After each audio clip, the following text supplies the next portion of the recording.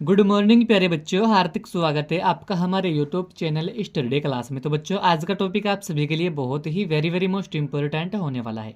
बच्चों, आज का हमारा टॉपिक है कि भारतीय संविधान में एकात्मकता के लक्षण क्या होते हैं। इस तरीके से यह टॉपिक बच्चों हर साल बोर्ड एग्जाम में 5 नंबर में पूछा जाता है।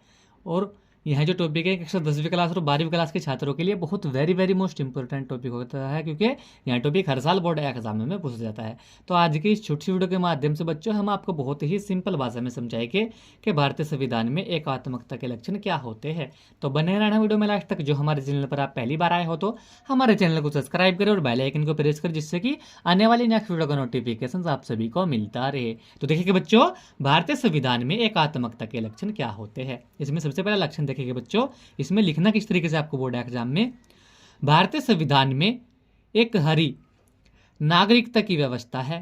प्रत्येक नागरिक केवल भारतीय नागरिक है, किसी राज्य का नहीं। तो बच्चों, यह भी भारतीय संविधान में एक एकात्मकता का लक्षण होता है। क्या? यानी कि जो भारतीय संविधान है इसमें एक हरी नागरिकता की व्यवस्था है और प्रत्येक नागरिक जो होता है ये केवल भारतीय नागरिक है, किसी राज्य का नहीं। यह भी भारतीय संविधान में एक एकात्मकता का लक्षण होता है। इसी के साथ में बच्चों दूसरा लक्षण देखना है आपको। देखिए, भारतीय संविधान में हिंदी को राष्ट्रभाषा के रूप में स्वीकार करके संपूर्ण देश को एकता के सूत्र में बांधा गया है।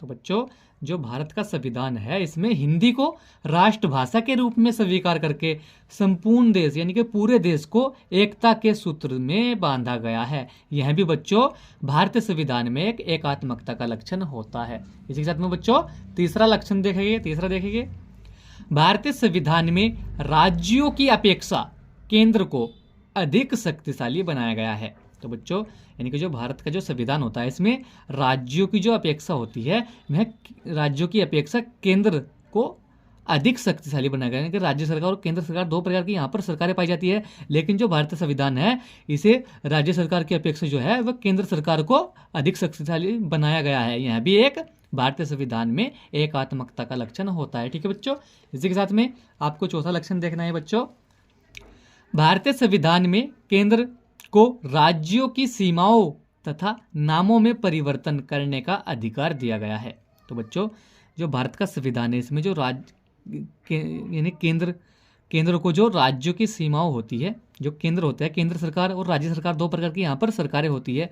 जो केंद्र की सरकार होती है इसको राज्य की सरकार की जो सीमाएं होती है इनको तथा उनके नामों को परिवर्तन करने का अधिकार दिया गया है। किसे? केंद्र सरकार को। ठीक है बच्चों, तो यह भी एक भारतीय संविधान में एकात्मकता का लक्षण होता है। क्या? कि भारतीय संविधान में केंद्र सरकार को राज्य सरकार की सीमाओं तथा नामों में परिवर्तन करने का अधिकार दिया गया है। यह भी बच्चों एक बहुत वेरी मोस्ट इंपोर्टेंट भारतीय संविधान में एकात्मकता का लक्षण होता है। इसके साथ में बच्चों पांचवा लक्षण देखेंगे, संविधान में संपूर्ण भारत के लिए एक जैसी न्याय व्यवस्था की गई है। तो जो भारत का संविधान होता है इसमें संपूर्ण भारत के लिए, पूरे भारत के लिए एक जैसी न्याय व्यवस्था की गई है। यानी कि एक जैसा यहाँ पर कानून है, सभी के लिए एक समान कानून बनाया गया है। यह भी एक भारतीय संविधान में संपूर्ण भारत के लिए एक जैसी व्यवस्था की गई है। यह भी भारतीय संविधान में एकात्मकता का लक्षण होता है। इसी के साथ में बच्चों छठा लक्षण देखेंगे, संविधान में संशोधन का अधिकार केवल संसद को ही दिया गया है। यानी कि जो संविधान होता है इसमें जो संशोधन का अधिकार होता है वह केवल संसद को ही दिया गया है। तो बच्चों यह भी भारतीय संविधान में एक एकात्मकता का लक्षण होता है। इसी के साथ में बच्चों सातवां लक्षण देखेंगे, संकट काल में राज्यों के शासन की जो भागदौड़ होती है इसमें भी राष्ट्रपति के हाथों में आ जाती है। यानी कि जो संकट काल में राज्यों के शासन की भागदौड़ भी राष्ट्रपति के हाथों में आ जाती है। ठीक है बच्चों, यानी कि जब देश के अंदर राज्य सरकार के अंदर संकट काल की घोषणा होती है, ठीक है, संकट काल की घोषणा होती है किसी शासन में, ठीक है, तो उसकी जो भागदौड़ होती है वे भी राष्ट्रपति के हाथों में आ जाती है। यह भी बच्चों एक भारतीय संविधान में एकात्मकता का लक्षण होता है। इसी के साथ में बच्चों आठवां लक्षण देखेंगे, आर्थिक क्षेत्र में किसी भी राज्य को केंद्र के अधीन रखा गया है।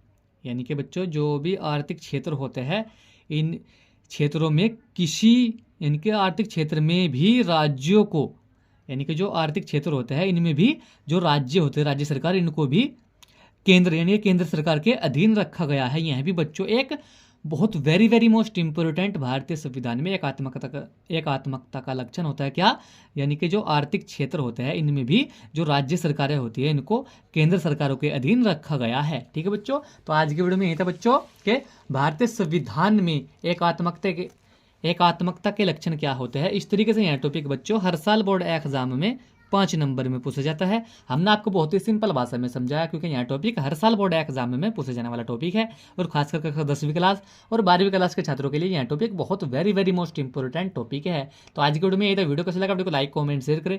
मिलते हैं ऐसे ही वीडियो को नेक्स्ट वीडियो में, तब तक के लिए bye bye, have a nice day.